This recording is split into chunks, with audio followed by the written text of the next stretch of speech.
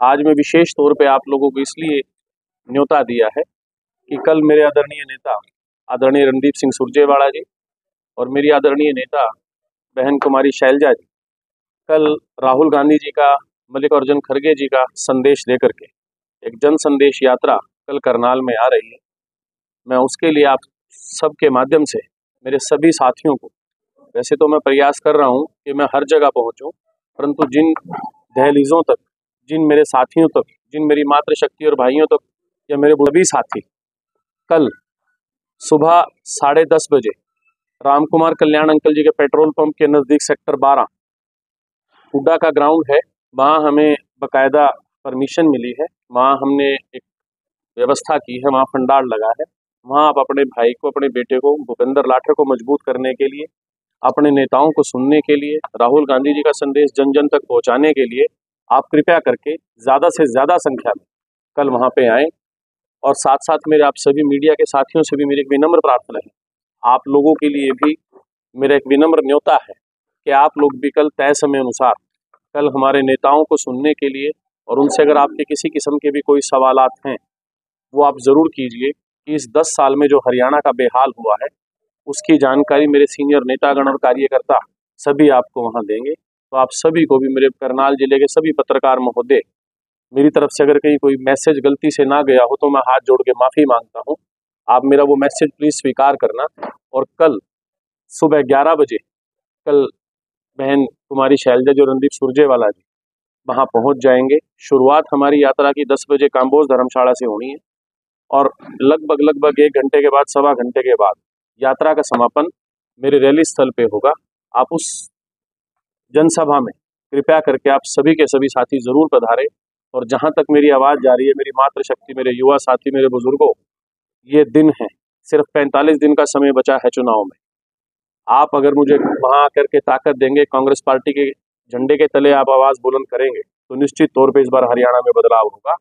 और इस बदलाव की शुरुआत करनाल जिले से होगी, क्योंकि ये सीएम सिटी है और सीएम सिटी का जो बेहाल आप लोगों ने देखा है वो सबके सामने है। तो कल आप सभी मेरे नेताओं को सुनने के लिए, मेरा नेता, मेरा अभिमान शैलजा जी और सुरजेवाला जी को सुनने के लिए, हम सबको आशीर्वाद देने के लिए आप ज़्यादा से ज़्यादा संख्या में आए। यही मेरा आज का एजेंडा था। देखिए, कांग्रेस पार्टी ने एक बड़ा मापदंड बनाया है, उस मापदंड में सर्वे के आधार पर टिकटों का चयन होगा। मेरे अलावा 39 कैंडिडेट्स हैं जिन्होंने टिकट के लिए अप्लाई किया है। और ये कांग्रेस की लोकतंत्र की खूबसूरती है कि जिसकी आवाज़ हर गांव स्तर से, हर वार्ड स्तर से, हर शहर स्तर से, हर ब्लॉक से जाएगी, उसको टिकट मिलेगी। और हम सभी कांग्रेस जन राहुल गांधी जी की विचारधारा के साथ मिलकर के एकजुट हैं। और मुझे पूर्ण विश्वास है कि पार्टी का शीर्ष नेतृत्व जिस कदर मुझे गाँवों से, शहरों से, मेरे भाईचारे से, मेरे व्यापारी, मेरे कर्मचारी भाइयों से आशीर्वाद मिल रहा है, निश्चित तौर से इस चयन में मैं 101% कांग्रेस के झंडे के निशान को घरौंडा से विधानसभा में बुलंद करने का काम करूंगा और निश्चित तौर पे कांग्रेस पार्टी के टिकट पे चुनाव। कांग्रेस की अलग अलग यात्राएं क्यों निकाल रही है? शैलजा की अलग यात्रा निकाल रहे हैं, दीपेंद्र हुड्डा अलग यात्रा निकाल रहे हैं, ऐसा क्यों है? पार्टी को अभी भी एक जुटता पार्टी के अंदर कहीं ना कहीं दिखाई नहीं दे। देखिए, हमारे कांग्रेस पार्टी में सभी के सभी नेता बड़े शीर्ष हैं और कोई किसी जिले में काम कर रहे हैं, कोई किसी जिले में काम कर रहे हैं। जो भारतीय जनता पार्टी के लोग ये बात पुकारते थे कि जी इनका संगठन कहाँ है, आज ये हमारे संगठन से घबरा गए। कहीं तो हमारे सीनियर नेता किसी जिले में यात्रा निकाल रहे हैं, तो कहीं कोई सीनियर नेता हर जिले में यात्रा निकाल रहे हैं, और जिले ही नहीं, हर ब्लॉक और विधानसभा क्षेत्र में यात्रा निकाल रहे हैं। अब इनको लग रहा है कि तो हर जिले और हर ब्लॉक स्तर पे अलग अलग नेतागण अपनी मेहनत कार्यकर्तागण के साथ मिल करके कर रहे हैं, तो अब इनको ये लगा है कि कांग्रेस अलग अलग है। आप बताइए, किसी जिले में किसी नेता की ड्यूटी लगती है, किसी जिले में किसी नेता की ड्यूटी लगती है, किसी ब्लॉक में किसी नेता की ड्यूटी लगती है, और सभी कार्यकर्ताओं का अपना भाव आज हर जगह एक जबरदस्त ऊर्जा का संचार है। नहीं, हमेशा इकट्ठे लगती है छोटे भाई। आपने पिछले दिनों भारत जोड़ो यात्रा में देखा होगा, पूरे भारतवर्ष का कांग्रेसी हर सड़कों पे, हर गली कूचे में आपको नजर आया। अब यही बात जी, देखिए, मेरी जानकारी में नहीं, अगर ऐसा हुआ है तो निश्चित तौर पे बुरा हुआ, कहीं ना कोई कम्युनिकेशन गैप है। इन्हीं जो जिस किस्म की कोई अगर कोई कारण है या कोई कमी है, हम उनको हाथ जोड़ के माफी भी मांगते हैं, उन कमियों को दूर करने का प्रयास करेंगे। नहीं तो ऐसा नहीं है, हर कार्यकर्ता का अपने नेता के प्रति भाव है, सभी के सभी अपने नेता को सुनने जाते हैं। और ये जात बिरादरी ये तो भारतीय संस्कृति को एक माला में पिरो के रखने का एक बंधन है, वरना तो संस्कृति हमारी भारतीय संस्कृति सबसे बड़ी संस्कृति है। हम सब एकजुट हैं और कांग्रेस पार्टी में 36 बिरादरी का समागम। आमतौर पर आप क्या कहते सुने जाते हैं, अपने हैं संग तो जीत जाएंगे हम, अपने कौन है? ये अपने जो हमारा संगठन है, जो कांग्रेस जनों का संगठन है, आप ये मेरे साथी देख रहे हैं, मेरे साथ बैठे हैं, हम सेकंड और थर्ड क्लास में इकट्ठे हुए थे। आज हमारे बच्चों तक की शादी, हमने 2-3 अपने भतीजे भतीजियों की शादी का मंच पे थे।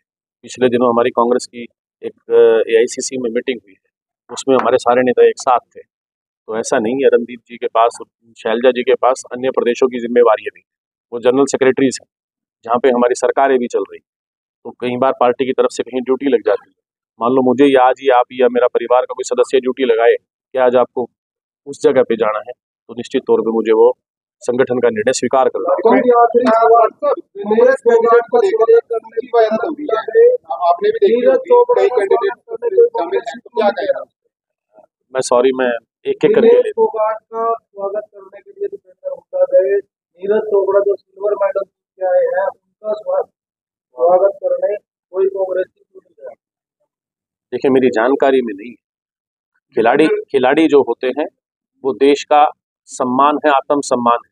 इन खिलाड़ियों ने हमारे देश का मस्तक ऊंचा किया है और सबसे बड़े फक्र की बात है कि जितने 6 मेडल हैं, 6 में से 5 हमारे हरियाणा के हैं। मैं मानता हूं विनेश फोगाट जी के साथ इस बार पूरा देश खड़ा है, वो कहीं टूट ना जाए, वो अकेले ना रह जाए। शायद तभी दीपेंद्र हुड्डा जी या सभी जो उनके साथीगण हैं, क्योंकि उनके साथ जिस तरह से धोखा हुआ है, उस धोखे में वो कमजोर ना पड़े, इसीलिए शायद वो वहां तो पहुंच गए हैं। लेकिन अगर नीरज जी के साथ पिछला, अगर जब वो हमारा गोल्ड मेडल लेके आए थे, तब हम सारे कांग्रेस जन खड़े थे। लेकिन मैं आपकी एक जानकारी दुरुस्त कर देता हूँ छोटे भाई, परसों ही मैं देख रहा था दीपेंद्र हुड्डा जी नीरज चोपड़ा जी के बकायदा घर जा करके आए। अगर वो वहां नहीं पहुंचे, उनकी दहलीज तक अपना संदेश लेके शीश झुका के जब पहुंच गए, तो मेरे ख्याल से इसको इधर नहीं लेना चाहिए। इस टाइम पे जो सबसे ज्यादा जरूरी था वो ये जरूरी था कि जिस बेटी को, जिस हमारी भारतीय संस्कृति के मान को विदेशों से कमजोर करके भेजा गया, वो अपने देश में आके वो टूटा हुआ महसूस ना करे।